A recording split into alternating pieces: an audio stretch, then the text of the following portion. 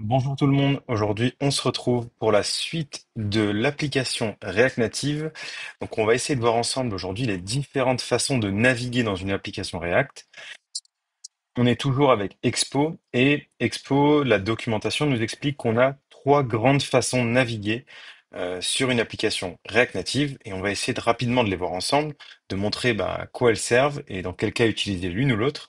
Et on va commencer tout de suite avec la stack. Donc la stack, c'est un empilement, donc traduit en français. Ça permet d'avoir des écrans qui vont se succéder. Si je prends un exemple, on va arriver sur la page d'accueil et on va avoir un lien nous permettant d'accéder à la page de détail et on pourra, avec l'action retour sur la flèche du haut, revenir en arrière. Donc pour l'implémenter, c'est très simple. On va regarder ensemble comment se compose la structure d'un dossier avec Expo et on va voir comment l'implémenter. Donc je vais vous montrer rapidement dans le code et en détail comment ça fonctionne. Donc si je retourne dans mon code, on a un layout qui est le parent de l'application. Donc lui, il va nous dire qu'est-ce que le parent de notre app rend. Et donc là, on va utiliser la stack. Donc, sur la stack, on peut lui spécifier différentes options, comme par exemple la couleur du fond de la barre, ou on va pouvoir spécifier aussi la couleur du texte, plein d'éléments concernant la barre du haut. Donc c'est pas très important. Le plus important, c'est de retenir comment la stack fonctionne. Donc ça, c'est une stack d'écran. Donc on a toutes les différentes options qui nous permettent de customiser notre stack.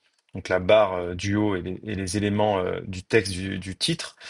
Et à l'intérieur, on va retrouver toutes les pages qui sont au même niveau que le layout. Donc c'est-à-dire que depuis ma stack, je vais pouvoir accéder à n'importe quelle page. En l'occurrence, la première page qui est rendue, c'est la page index. Et sur la page index, j'ai un texte qui affiche page principale et un lien qui permet d'accéder à la page de détail. Et pour lui spécifier le chemin, je mets juste un pass name qui correspond à le nom de ma page ici, donc détail. Donc on va regarder ce que ça rend dans l'application. Donc je vais runner mon application. Elle a démarré ici.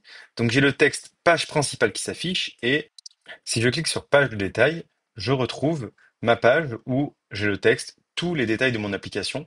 Et c'est bien ce qu'on avait renseigné dans la page du détail. Et donc, ce qui est cool avec ce système de navigation, c'est qu'on a la petite barre du haut qui permet d'empiler la navigation. Donc, il garde l'historique des pages qui ont été parcourues. On peut en fait ensuite, sur cette page, rediriger vers une autre page. Et la flèche va garder l'historique de la pile. Donc, ça permet d'avoir une intelligence un peu dans ce retour en arrière. Il sait qu'avant, il doit retourner dans cette page-là et dans cette page-là. Donc, on a des moyens même de modifier la navigation, c'est-à-dire de dire que si on a été sur cette page-là, alors on remet à jour la navigation et on enlève l'élément de retour ici. Donc, on a plein de moyens de le customiser, mais c'est l'idée générale de pouvoir empiler des écrans et de revenir en arrière en cliquant sur la flèche précédente. Donc ça, c'est la navigation en stack qui est très utile dans plein de cas. On est sur une page où il y a plein de produits, on clique sur un produit et donc on ouvre le détail du produit et on peut retourner après sur la page précédente. Donc, on va continuer tout de suite avec le deuxième élément de navigation qui est les tabs. Pour découvrir les tabs, en fait, on a un exemple tout simple sur la documentation d'Expo. Donc ici, on peut voir que les tabs, ce sont les différents icônes en bas de page qui permettent de passer d'une page à une autre. Donc ici, on n'a plus de navigation en arrière, mais on peut du coup switcher rapidement d'une page à l'autre via le système de tabs. Et pour le configurer, on a juste à créer un dossier tabs et on va avoir à l'intérieur du coup chaque page qui va être rendue en tant que tabs. Donc, il va détecter automatiquement qu'on a rajouté la page Settings et il va rajouter ici l'option Settings. Et comment ça se configure dans le code? On va regarder ça ensemble. Donc, dans notre code ici, j'ai créé un dossier tabs. À l'intérieur, j'ai plusieurs pages. Et ce qui est important de regarder, c'est le layout ici, où on peut configurer directement des options de tabs, comme on a vu avec les options de stack. On va pouvoir dire quelle est la couleur de la barre, est-ce qu'elle doit être positionnée à tel endroit, et on va déclarer du coup les différents écrans. On peut surcharger du coup pour ajouter une icône pour chaque écran. Donc, ce que j'ai fait pour vous montrer l'exemple, c'est qu'on peut combiner du coup les différentes navigations. Donc, on va repartir de notre navigation par stack pour aller sur la page où on affiche la navigation par tabs. Donc, comment faire ça? Dans la page index ici, je vais rajouter juste un petit lien qui permet d'aller vers les tabs. Et le pass, du coup, c'est plus de détail, c'est tabs. En fait, tabs ici, ça correspond à un écran complet qui, du coup, lui-même, cet écran complet, va gérer sa propre navigation.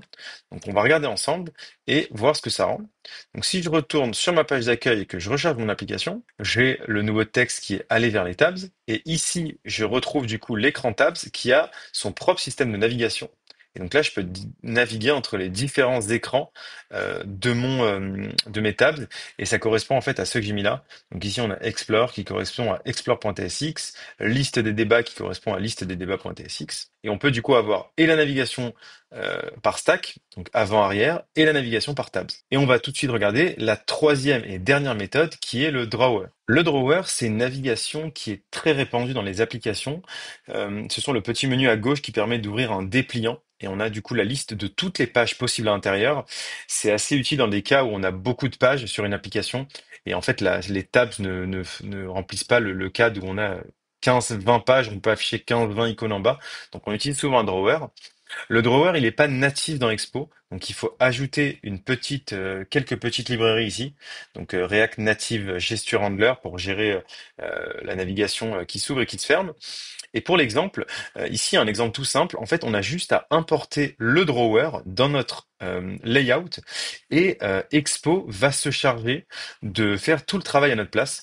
Donc là je vais remplacer le layout où on avait une stack et je vais mettre du coup le drawer de Expo avec la librairie qu'on a importée juste avant. Et donc là, il va faire le même travail, il va aller fouiller tous les fichiers ici qu'on a là, et il va dire, OK, ah ouais, donc il y a une page index à rajouter dans le drawer, il y a une page détail à rajouter dans le drawer, et il va du coup déduire les pages qu'on avait avant, il va les mettre dans le drawer. Et donc, on va regarder ensemble, est-ce que ça fonctionne bien? Donc, il ouvre par défaut ma page principale qui est index.tsx. Donc, c'est le comportement basique. Quand on a un index, c'est le point d'entrée, peu importe la stack. Et donc là, on retrouve notre page et on a aussi le drawer. Donc, si ici, je clique sur la page détail, j'arrive directement sur la page détail. Je n'y ai pas été via la stack, j'y ai été via le drawer. Et donc, la navigation drawer permet d'avoir une liste d'éléments ici, bien plus complète, pour pouvoir naviguer facilement entre les différentes pages. Donc, c'est tout aujourd'hui pour la navigation. On a vu rapidement les trois éléments qui permettent de naviguer dans une application React Native. Et en fonction du cas d'usage, ça permet d'orienter nos choix, de quel type de navigation on a besoin pour notre projet. C'est pas tout le temps la même et il faut vraiment l'ajuster et l'adapter aux besoins utilisateurs. Donc on se retrouve maintenant pour la suite du tuto React. On va essayer de voir peut-être la navigation un peu plus avancée ou la partie de création de liste d'éléments. N'hésitez pas à mettre un commentaire si vous avez mis la vidéo. En tout cas, ça me pousse à continuer à faire des tutos sur React Native. Et on se retrouve bientôt. Ciao!